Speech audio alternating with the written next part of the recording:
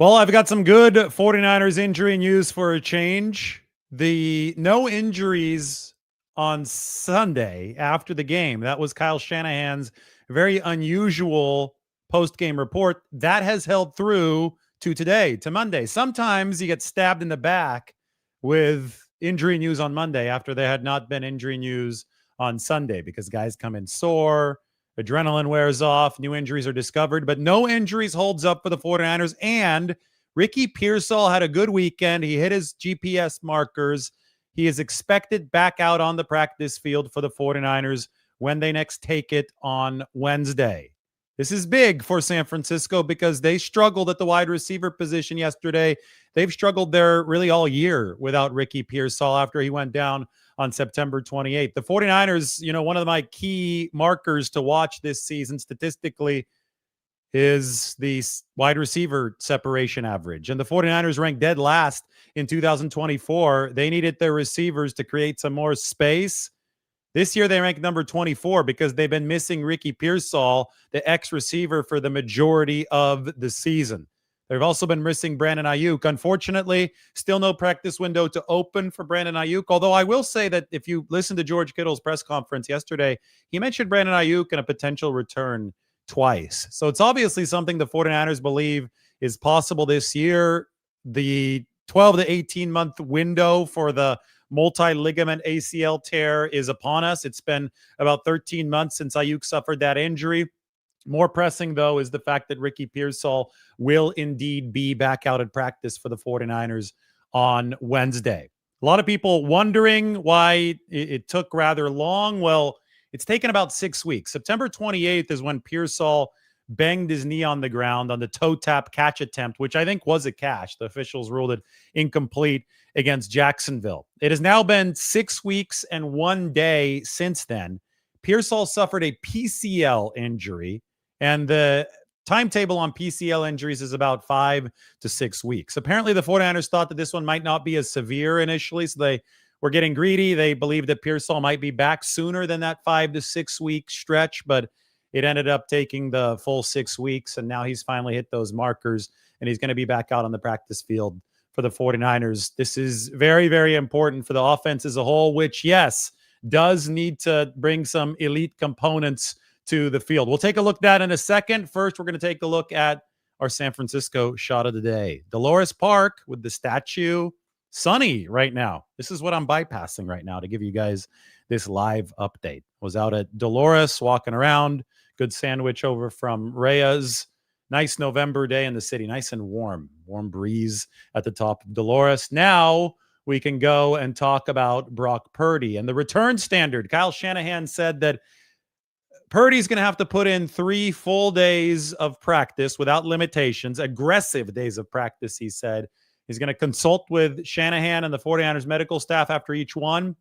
And if the toe goes through those 3 aggressive days consecutively, and Friday, even if it's aggressive, isn't all that taxing because that's the 49ers' lighter practice of the week. But if Purdy does get through those 3 days, he will be back under center for the 49ers. Does that happen on Sunday? Well, we're in the natural grass window for Brock Purdy, right? So we shall see. I think just as pressing as the 49ers need to make sure that the run defense stops its free fall that we saw on Sunday. One of the things they had done so well all season defensively up until this game against the Rams was run defense. They were number 6 in the NFL in run defense. If you can, no matter how poor some defensive stuff is, the run, if it is stopped, can give you the structure to at least maintain a hold on games, and then you could pick and choose your spots and be opportunistic here and there, maybe in the red zone, maybe with a takeaway elsewhere, and you could generally skate free. You can generally win some games with your defense. That's what the 49ers had done over the course of their 6-3 start. But they, without Michael Williams and without Alfred Collins, the first and second round picks from this 2025 draft, they fell off a complete cliff in run defense against the Rams. And because of that, they looked like the 2024 49ers defense under Nick Sorensen. The team could not gain any sort of game control over the Rams because Kyren Williams, running duo, even some of the outside zone stuff that the Rams ran, 49ers could not stop it. And the result was very predictable. Matthew Stafford was throwing off of all that rushing success, and the 49ers defense just cratered yesterday. So they've got to find a way to make the run defense acceptable. They dropped from number 6 in terms of EPA per play all the way down to number 12 in EPA per play with just one game. That's how poor this performance in run defense was against the Rams. They gave up well over 100 yards, but the EPA tells us a more complete story. It shows us how damaging the particular yardage that the 49ers did give up was to the football team. And yesterday, it was just backbreaking. No run defense meant Matthew Stafford had free reign when he did throw the football, and the 49ers were not able to exact their control over the game. So they were number 29 in run defense in 2024. They were bottom barrel yesterday, but they had been number 6 before. What that tells me, it's good news. There's silver lining in a roundabout kind of way. It shows just how good of a job Michael Williams and Alfred Collins had been doing at exactly what they are brought in to do, and that is stop the run.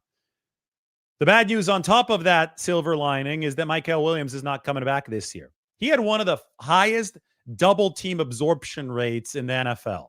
A lot of people, the casuals, try to tell us about Michael Williams and his struggles pass rushing. Those who know ball talked about Michael Williams and the amount of double teams that he ate up and the fact that he anchored a run defense that had been number 29 before his arrival, number 6 after his arrival, and dropped back down to a really bad unit after his injury. But I think that we cannot sell Alfred Collins short either. He was not part of the 49ers game on Sunday with a hip injury that Kyle Shanahan just said that he suffered in practice last week.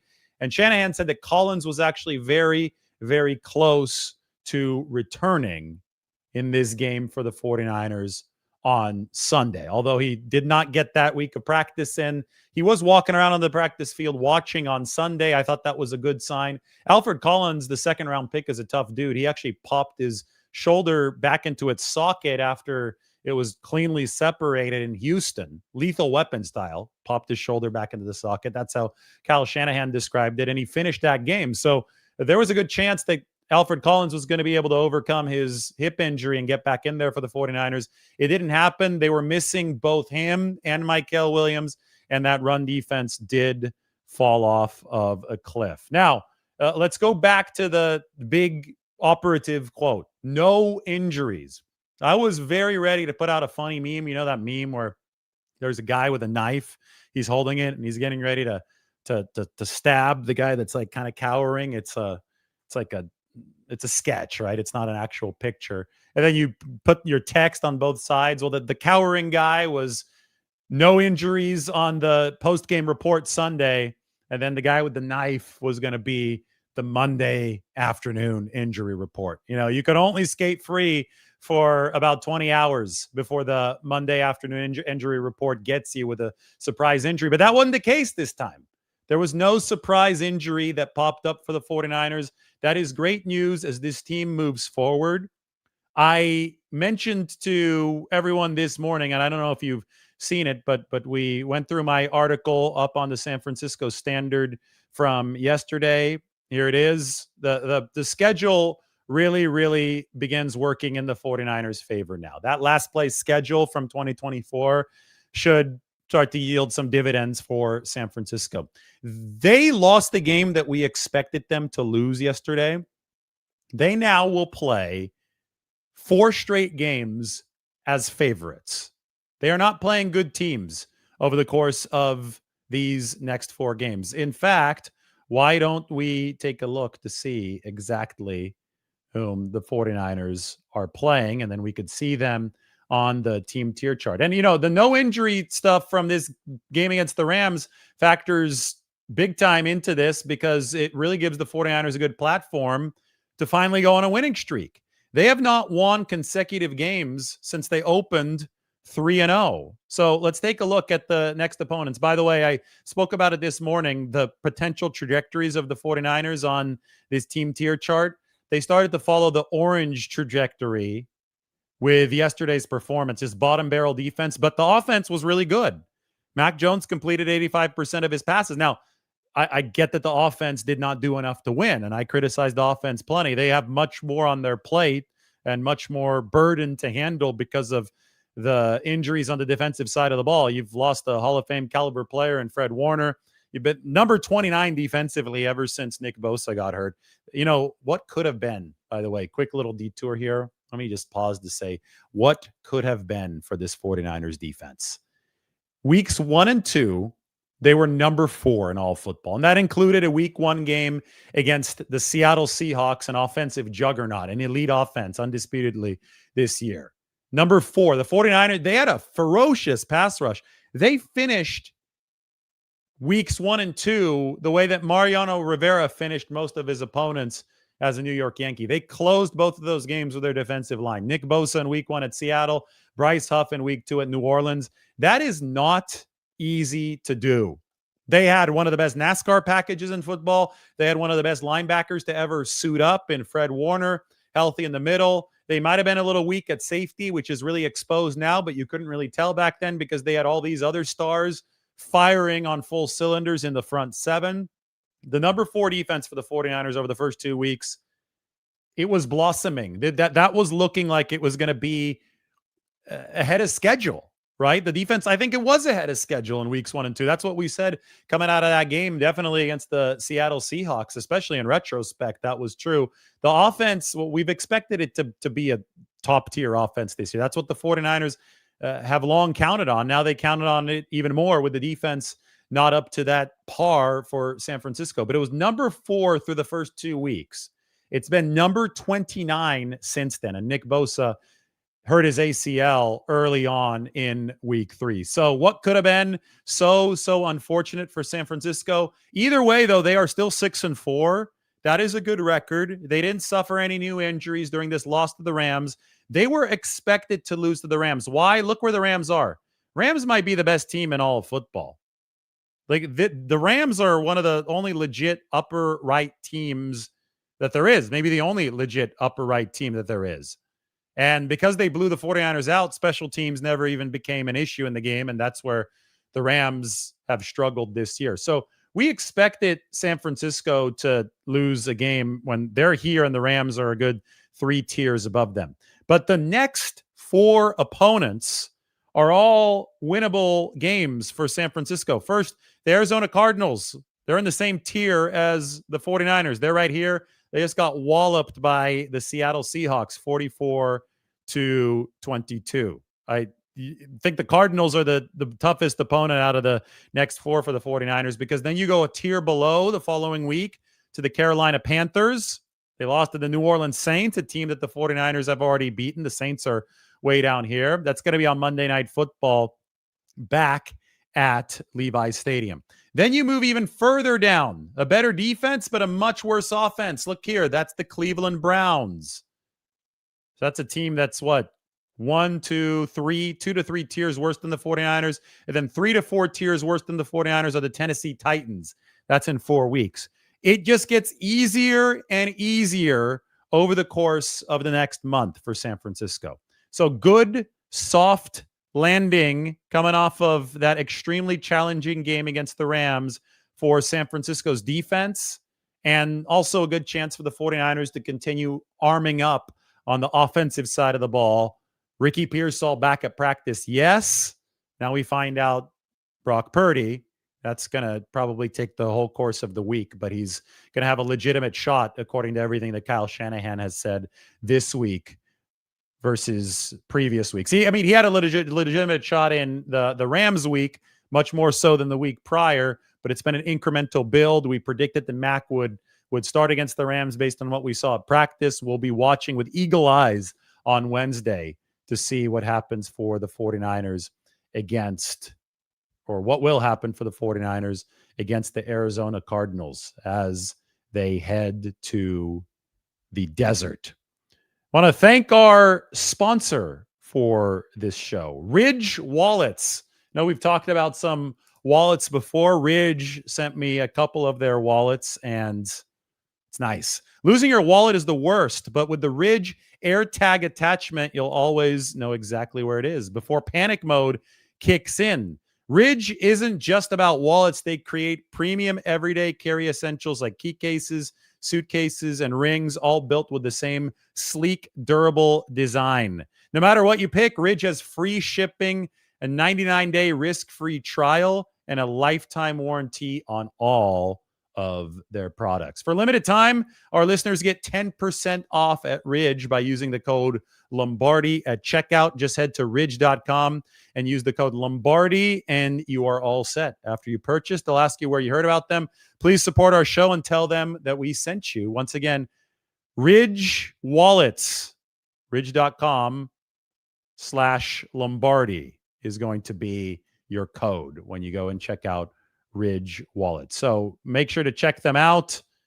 That AirTag feature is going to help you make sure that you do not lose your wallet, or that you can locate it when you do use it.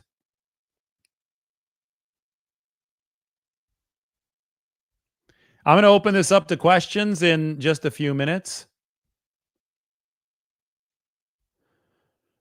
Mike is sending me info on the 49ers defensive lineman who did not generate anything in terms of the pass rush. He said Robert Beal generated 0 pressure or hurries despite 25 snaps. That's not good. And then Jordan Elliott and CJ West, these are both run stop type players. Both defensive tackles failed to generate any pressure despite 43 and 35 snaps respectively. Outside of that, though, I thought the 49ers showed some juice. Bryce Huff had 3 pressures. Keon White had a nice sack for the 49ers.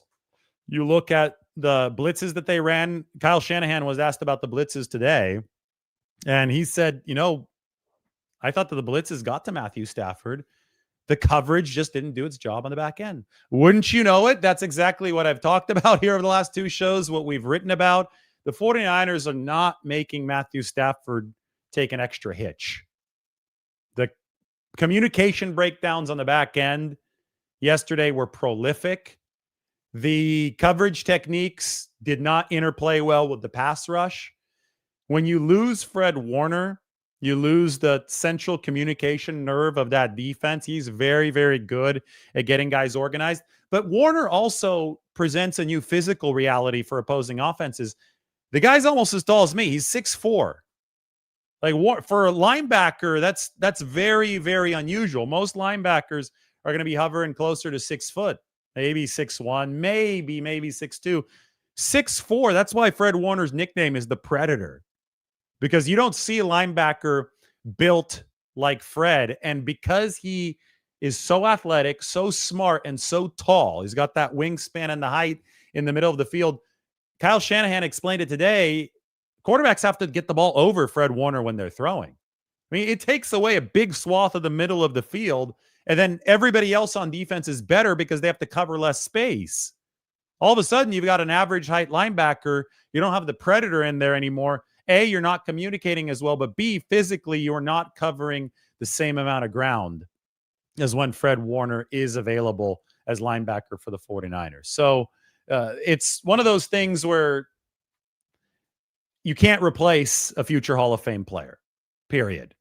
But what you can do is try to soften the blow if you're San Francisco with good coaching, with good development. And this is where fans have to be patient. Everybody always says, well, I want this rookie to play. I want that rookie to play. But then it seems that they say that and get upset when rookies take their lumps without the veteran pillars of Fred Warner and Nick Bosa there to guide them along. And we're seeing the rookies and we're seeing young guys and players who are not A-listers take their lumps for the 49ers right now. Again, this is the direction that the 49ers need to go as a football team. They need to go from left to right. That is measuring offense. Defense, if it could turn it around and get a little bit better moving forward, it will follow the red arrow. If they just slow the slide a little bit, they'll follow the blue arrow, assuming they also continue improving offensively. But yesterday, they started following that orange arrow, and that is not good. The good news, though, is that they're playing some much, much easier teams over the course of the next few weeks. Here's the schedule for San Francisco coming up. Week 11, the Arizona Cardinals. Week 12, the Carolina Panthers. Then at Cleveland. Then they have the bye week. And then it's the Tennessee Titans coming up on December 14th. So there's a chance that the 49ers win 4 straight games. I think it's a good chance because they're going to be favored in all 4 before life gets harder against the Indianapolis Colts. That's the number 1 offense in all of football.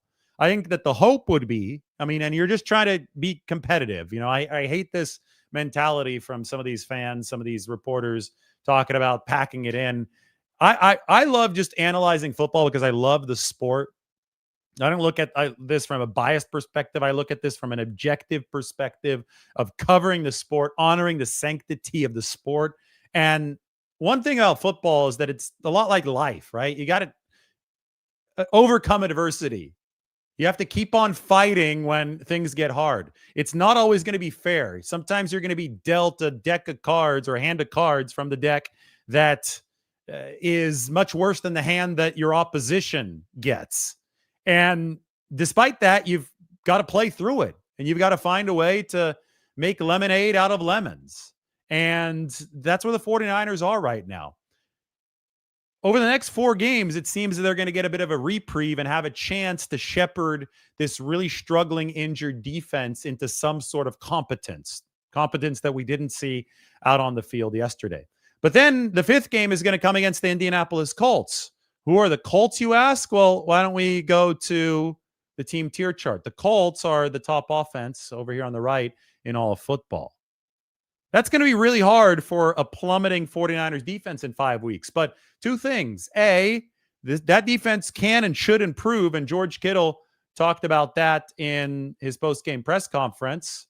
So the defense should be better in 5 weeks, and maybe it could offer some resistance to the Colts.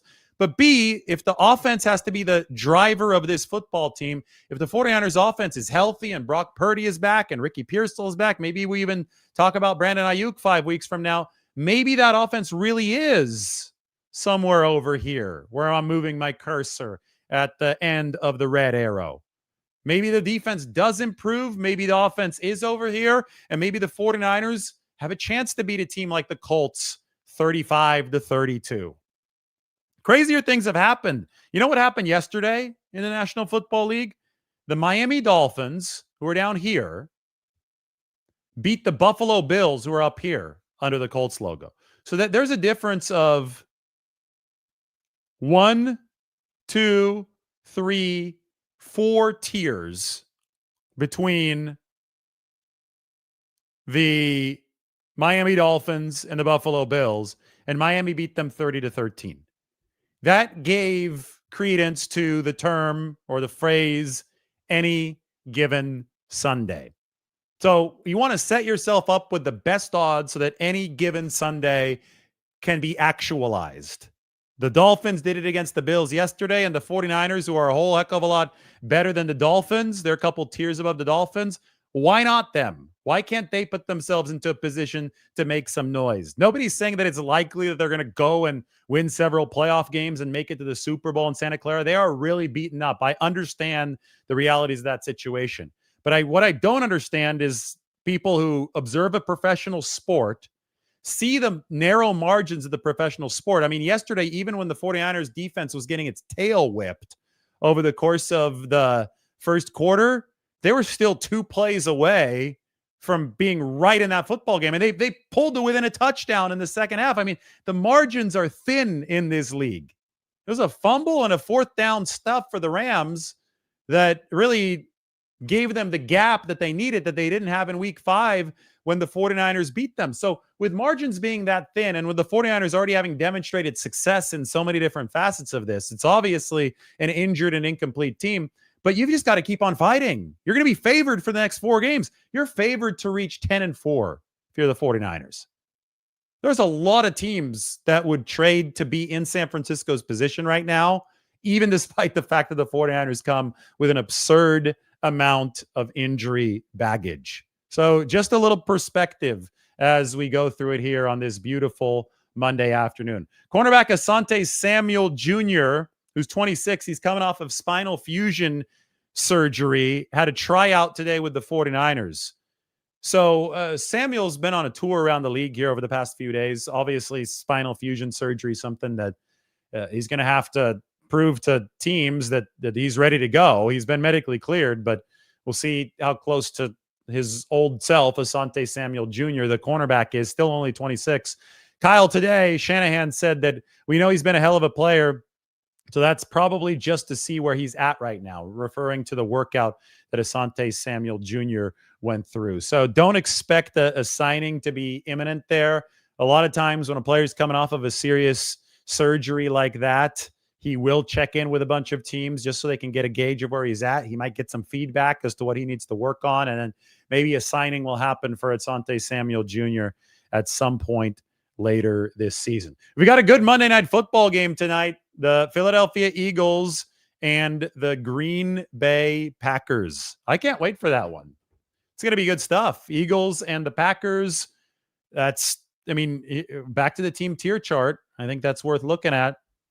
We need an updated one, by the way, with this week's games included. The 49ers moved, like, as I said, down the orange track that I had projected as one of their options. So they're sliding further into the bottom right quadrant. The offense is getting better. The defense is getting worse. Green Bay is a better team than Philadelphia in the efficiency metrics. Better offense for Green Bay. Defense is about the same.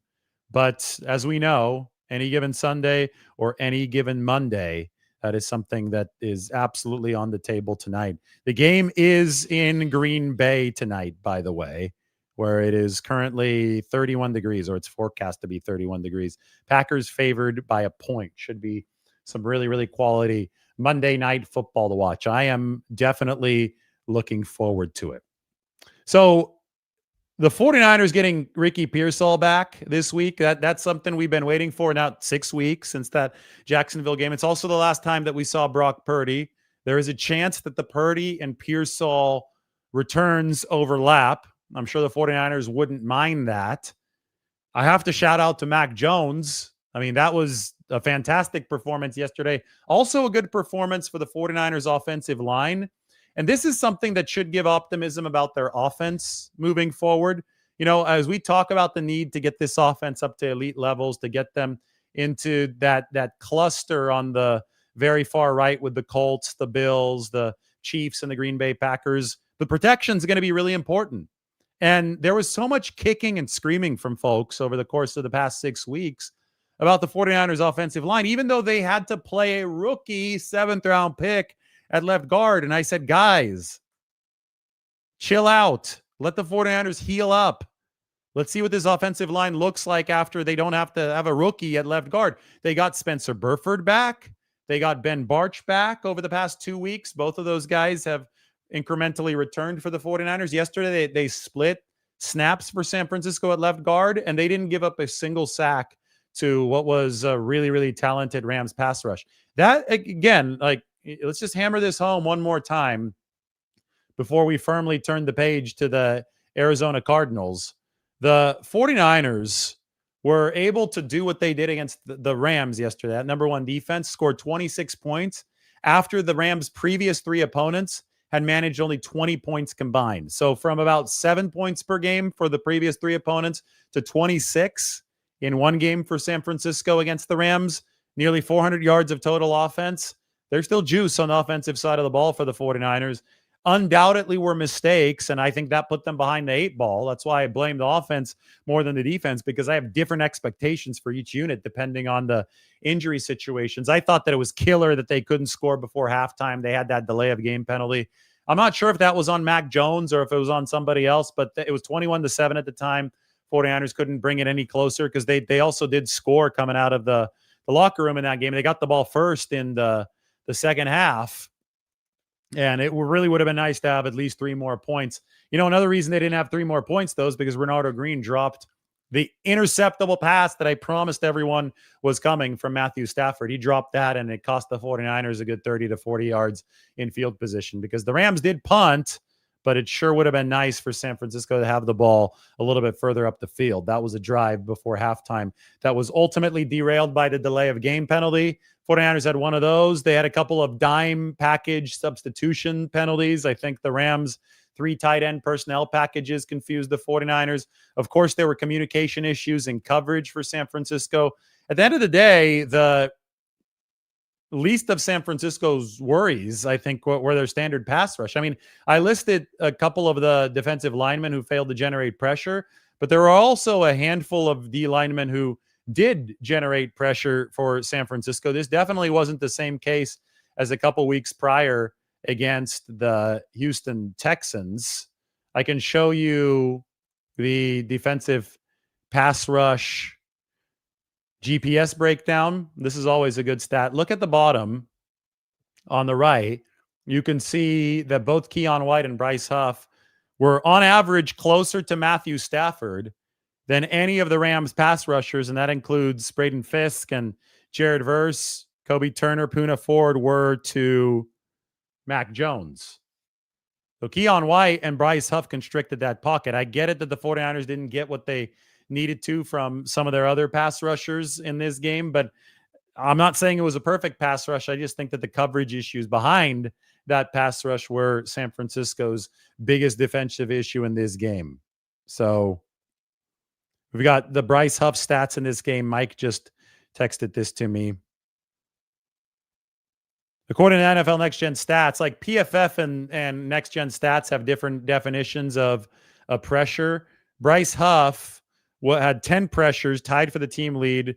Pressure rate was 47.6%, 3 hurries, 3 quarterback hits. I mean, those are really, really good numbers for Bryce Huff against the Rams. So welcome back to Bryce to the lineup. That's from Summer Sports. I think they're plugged into the NFL Next Gen Stats database. PFF is going to have its own database. Summer Sports and Summer Brain. It's like an AI tool that's going to help answer some of your very advanced statistical questions. It paints a clear picture. It's the back seven that's going to need that tune-up, that polishing from Robert Saleh. Maybe you make a safety change. Maybe Jason Pinnock plays a little bit more for San Francisco. I think your outside cornerbacks are fine. They didn't play great yesterday in Lenore and Renardo Green, but you have decent talent there. I'd be more worried about that safety position. And, linebacker's been banged up. Bethune was out of the game for a little bit yesterday. D. Winters has I think, struggled to stay fully healthy his entire NFL career so far.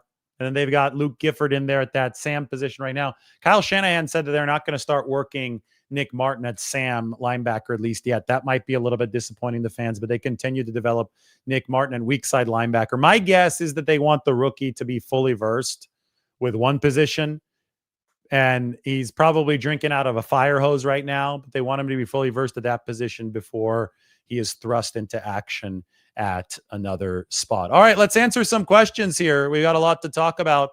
Good news for the 49ers. Again, they are favored over the course of all of their next 4 games, all the way up to Indianapolis on the 22nd of December. And this team is already 6-4 with a chance to make that 10-4 if they just hold serve. Now, the hardest of these games is coming up on Sunday against the Arizona Cardinals. They lost by 22 points to the Seahawks yesterday, and Seattle and LA actually play as well this next week.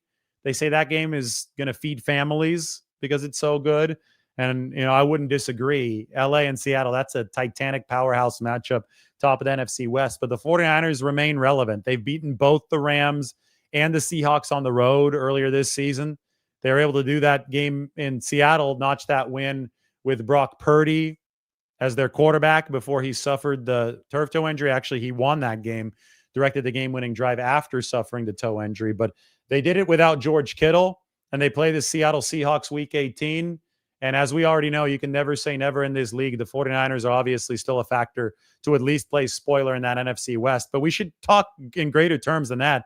This team is 6-4, and this team has a chance to go 10-4 if they win their next 4 games. They're going to be favored in all 4. As I said, this next one coming up against the Arizona Cardinals, the line is 49ers by 2.5. Alfred Collins might be back for San Francisco. That would be big. When we talk about run defense, it's going to be Jacoby Brissett starting at quarterback for Arizona, not Kyler Murray, who's on injured reserve for the Arizona Cardinals. And a chance for the 49ers defense to take on the number 21 offense in football. All right, Q&A time. Let me get some water.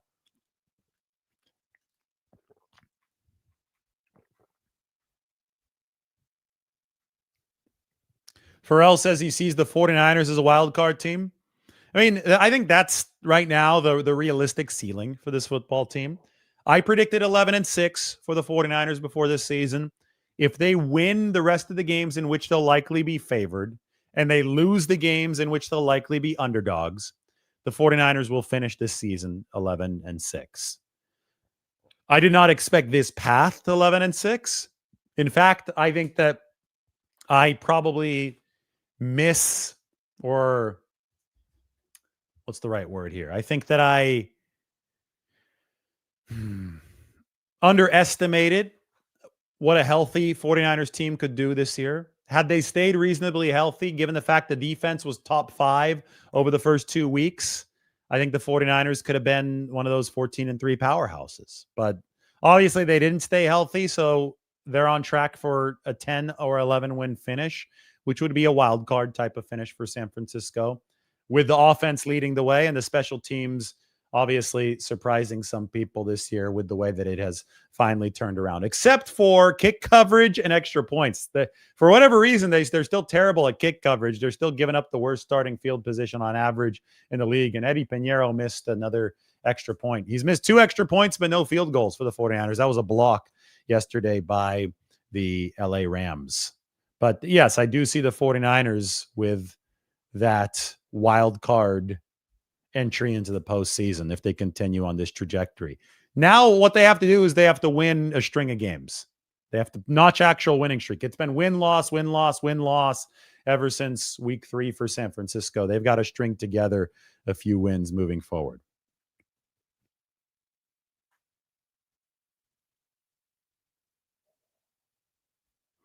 Tim says that the refs missed some calls yesterday. I agree. I think they missed 2 defensive pass interference calls against the Rams and a personal foul against the Rams, at least based on the standard with which the 49ers were called. There was a personal foul on Tatum Bethune. The Rams did almost an identical thing on the opposite sideline the next possession, and it wasn't called. I did not think that the officiating was stellar in the game yesterday.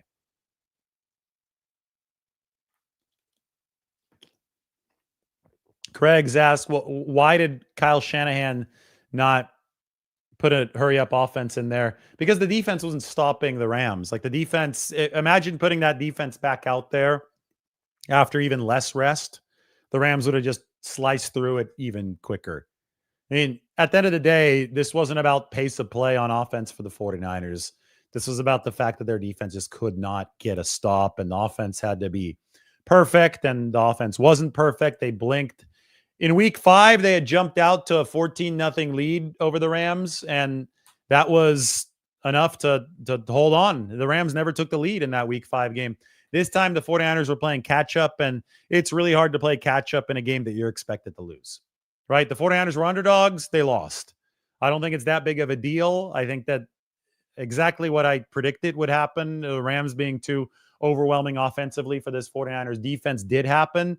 And, the one way that the 49ers were going to get around that was through intense ball control. And, fumbling the ball away, not converting a 4th and 1, 4th and 2 is not good ball control for San Francisco. So it was tough for the 49ers. It really, really was. And it was one of those situations where the 49ers moving forward, they have to adapt to George Kittle's reality. And I think that they're just not saying it out loud outside of George Kittle, but I think it's very, very clear that the offense has to be the locomotive that pulls the train. The offense has to take it upon itself to be the unit that surges for the 49ers and wins games and hogs the ball and goes above and beyond, because the reality of the matter is that you've lost a future Hall of Famer in Fred Warner and maybe another future Hall of Famer in Nick Bosa. I don't hear anybody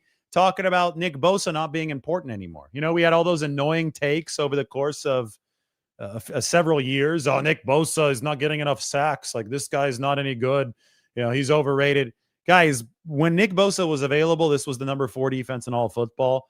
Ever since Nick Bosa got hurt, this is the number 29 defense in all of football. I mean, that's what the 49ers are having to deal with right now. That is a lot to overcome. Good news is they've got some bad offenses coming up on the schedule over the course of the next 4 weeks, and there's still a lot in the tank for the 49ers to make this interesting moving forward.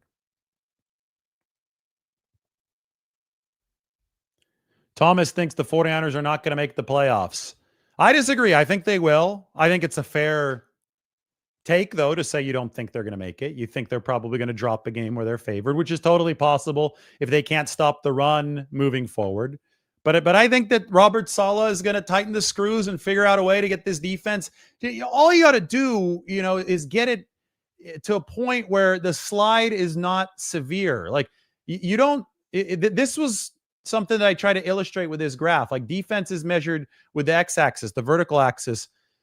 Even the blue arrow here, which would still mean worsening defense, right? It's getting lower on the XY.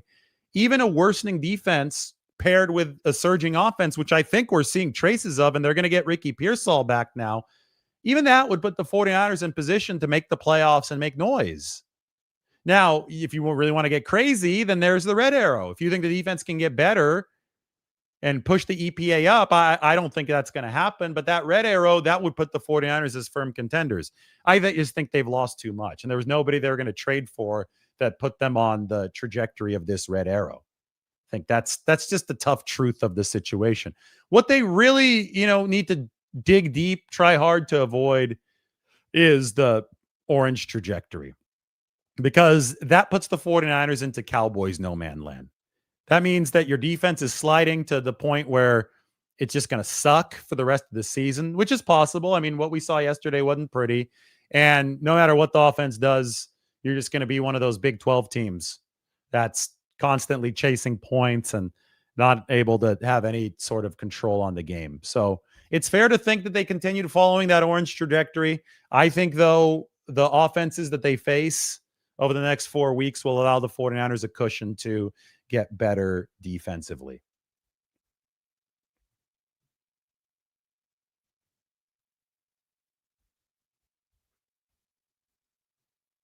Ryan says the 49ers beat Arizona. They are 4-1 in the division.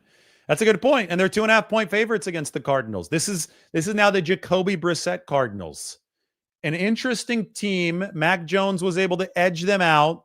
It was the Eddie Pinheiro show for the 49ers as well back in week 3. That was one of those really, really gutsy wins in the early season for the 49ers. I mean, the party didn't slow down until they lost to Jacksonville in that heartbreaker in week 4. But then they went ahead and beat the Rams in week 5. That's when the alternate win-loss pattern began for San Francisco. Now they need to find a way to string together some wins.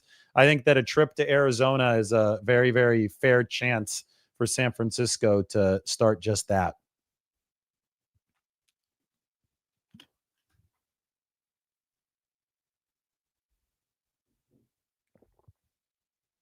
Bill asks, how much time to shake off the rust for Ricky and Brock? It might take a game for Ricky Pearsall. I think for Brock Purdy, if he's back full speed, aggressive at practice, he's been practicing for a while now. So it's not like Brock has just been sitting there not doing anything. He's been incrementally building up over the weeks of practice. So we'll see how it goes this week and if he's able to get that aggressive set of practices in. But I've always said throughout all of this that Brock Purdy has proven to be a good cold turkey quarterback over the course of his entire NFL career. I mean, you could rewind all the way back to 2022 when he came in against the Dolphins, cold turkey. 2023, coming off the elbow surgery against the Pittsburgh Steelers, cold turkey. So Brock is, I think, going to be fine. If he's ready to go physically and they toss him in, I wouldn't really be worried about rust with Brock Purdy. He's shown to be a gamer that's ready to go at the snap of a finger. The return standard, by the way, for Brock Purdy is 3 aggressive practices, full practices, off the limited report.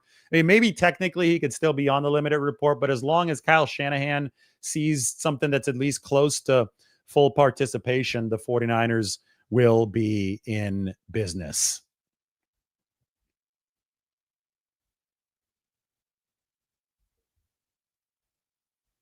Somebody's asking, how many wins do the 49ers need to make the playoffs? That's something that nobody should be worried about right now. I mean, maybe you start thinking about that 3 or 4 weeks out. But if they win 11 games, which they are capable of doing because they're going to be favored to win 5 more this year, barring any crazy injury stuff, which can always happen with the 49ers. But if they win 11 games, then it would be insane if they didn't make the playoffs, right? And if you win 11 and don't make the playoffs, you say, fine, it wasn't our year. Like the division was just absolutely loaded with the Seahawks and the Rams up top, and the NFC got us this year, and whatever. Like you pack it up and you move on to 2026, and you're thankful for the extra rest. Leave it all out on the field. Try to get to 11-6 if you're the 49ers. You know, obviously it's going to take some turn in injury luck. Maybe the no injury news coming out of this game against Arizona was what the 49ers needed. And once you're 11-6, if you can get to that point by the end of this year, let the chips fall where they may and just go from there. Those of you just joining, the 49ers will have Ricky Pearsall back out at practice on Wednesday. This is about 6 weeks after the injury occurred against Jacksonville. A lot of people thinking that it's been a long time. I think it's longer than the 49ers initially expected because they thought that it was a milder PCL injury. But a standard PCL injury is something that takes about 5 to 6 weeks for a player to return from. Last year, Christian McCaffrey suffered a PCL injury, just like Ricky Pearsall, when he slammed his knee on the turf in Buffalo. The 49ers season ended about 5 or 6 weeks after that, so we never got to see McCaffrey return. But had the 49ers made the playoffs, we might have seen Christian back out on the field. So Ricky Pearsall's return timeline about the same as Christian McCaffrey's was from the PCL last year. Brandon Aiyuk's practice window will not open this week. We still wait on a week-by-week basis for that. He's got to hit certain GPS markers. Pearsall hit those markers over the course of the weekend. That sets him up for a Wednesday practice return. Aiyuk has not yet hit those miles-per-hour markers. He is in a much more general, broad 12 to 18-month recovery window because he tore 3 ligaments in his knee. A lot of people wondering, why is that taking so long? Well, it hasn't taken that long given all the damage that Brandon Aiyuk did to his knee. Alfred Collins was supposedly almost able to go on Sunday. Not surprising for somebody who had popped his shoulder back into his socket and kept on playing lethal weapon style 2 weeks prior in Houston. I think the 49ers could really use Alfred Collins back because that run defense fell off a cliff against the Rams. And run defense is the one thing that they're able to hang their hat on as a defense until this game against the Rams. They plummeted from number 6 to number 12 in just one outing against Los Angeles. And the Brock Purdy return standard for the 49ers, he's going to get 3 aggressive practices in. What I will say is that Purdy, I think it's tremendously exciting for the 49ers because they've got 2 good quarterbacks. And Purdy is nearing that 100% mark of health. That's going to allow him to get back in that starting lineup. But Mac Jones now ranks number 11 in the entire NFL in QBR. As a backup, I mean, he's making himself a lot of money right now. He's making the 49ers a potentially handsome trade return once they ship him off, if they do so after this 2025 season, because he's under contract for 2 years, not just one. That was a nice little addition for the 49ers in that contract. Number 11 QBR from a backup is awesome. You know, let's look at the QBR order here. This is a ESPN statistic, and we've got it right here. So Mac, as you can see, is at number 11. I'm going to highlight his name. You see that? You guys may have to zoom in on your screens. Right above Mac, Jalen Hurts. You're going to see him tonight. Right underneath Mac, CJ Stroud of the Houston Texans. Daniel Jones, who's QBing the number 1 offense in all of football, the Indianapolis Colts, he's at number 9. Matthew Stafford's at number 7. You know, the Rams have been playing well, but I think that Sam Darnold is much more deserving of MVP consideration than Matthew Stafford. Stafford's QBR ranks where Brock Purdy's did last year in 2024. Brock Purdy does not get enough respect. Purdy has been at his height, number 1, where Darnold is at this year. At his low point in 2024, number 7. That's Purdy's QBR range. Mac Jones, this is obviously a career high. He's at number 11, which is amazing to get from your QB2. 49ers still would love to raise the ceiling of the position a little bit with Brock Purdy. If they can get him back to that reasonable level of health, it's trending in the right direction. They're in that window right now. There is no controversy in San Francisco. That's all made up fan and media drivel. We eagerly anticipate the return of Brock Purdy. That's going to be an exciting moment for the 49ers moving forward into this 2025 season. More questions? I'm ready to answer.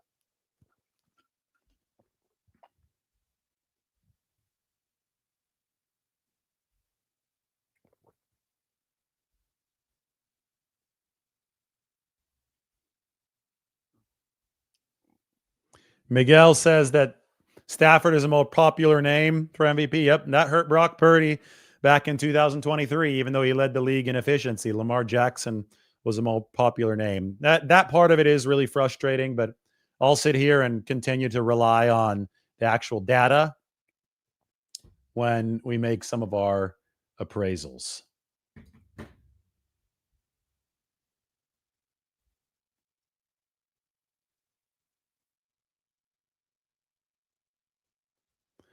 Ryan says the last 2 years, the stats showed Stafford was good in the postseason, but only fair in the regular season. That is true. Stafford is having a regular season this year that much more closely approximates 2021 when the Rams won the Super Bowl. So Stafford has shown a nice resurgence in the regular season. He is significantly better this regular season. But yes, he does have great receivers. He's got Puka, he's got Devontae, kind of like he had Cooper Kupp back and Odell Beckham back in that 2021 season. So Stafford has been good, no doubt about it. But Stafford good, number 7 QBR. People need to remember that Purdy's worst season that he got trashed for was also number 7 QBR. It's what Stafford is doing this year. Brock played really, really good football in 2024. He wasn't top tier MVP caliber for obvious reasons. It wasn't a great situation, but I would argue that Brock Purdy's situation in 2024 was much worse than Matthew Stafford's situation with a top 5 defense in 2025, yet they still rank the same, number 7 in QBR. So I think people just need to let their bias out of this and blindly evaluate the quarterbacks. Don't look at the draft positioning. Don't look at the name. Just look at the production. Look at the efficiency. See what they're actually doing out on the football field. And those metrics really, really do smile on what Brock Purdy has been able to do.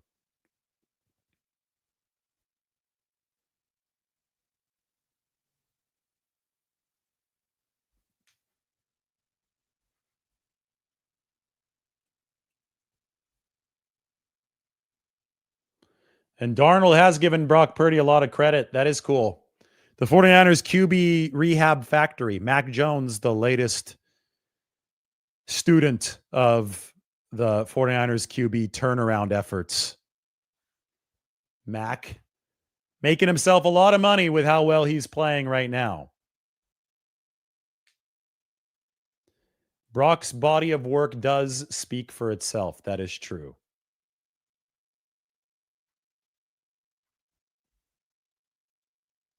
If Pittsburgh calls with their 1 in 2026 for Mac, except like right now or after the season? Well, actually, right now they can't trade. So the trade deadline just passed. I totally forgot about that. I was in such trade mode that Pittsburgh's got Aaron Rodgers for now, obviously.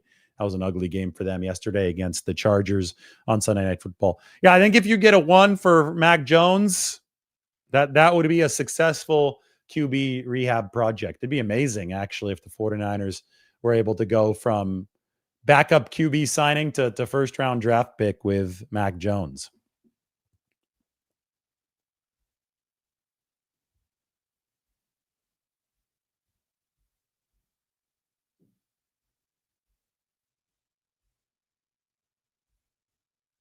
Yeah, the next 49ers practice is on Wednesday. All right, we got an exciting Monday Night Football game tonight. I wanted to be aboard here for a good 54, 55 minutes. We did that. We gave you the Brock Purdy return standard, Ricky Pearsall news for the 49ers. They're favored for the next 4 games. Like, don't let the small stuff bring you down. Like, let's just be objective about this. Let's look at where the 49ers are at. I think everyone that knew just a little bit about the dynamics of this season expected the 49ers to lose to the Rams. I mean, it would have taken a lot. It would have taken another miracle to beat an elite Rams team this year, especially when the special teams didn't really have to get involved in that game. So the 49ers lost the game we expected them to lose. They're favored in their next 4. They've got to find a way to get a little bit better defensively. They've been so beaten up there. It's unfortunate, but life is unfair, and the offense has to carry more weight for the 49ers. Ricky Pearsall should be back this week against Arizona. 49ers 2.5-point favorites.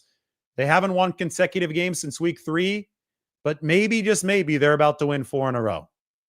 Arizona, I think, is going to be the hardest out of all those. So keep it in perspective. Go check out the San Francisco Standard. My article from after the game is up there, and I'm also going to go and put up my grades article shortly up on the Standard. So there you have it. That's a picture of Kyle Shanahan. He's up on the Standard right now. More coming a little bit later tonight. Everybody take care.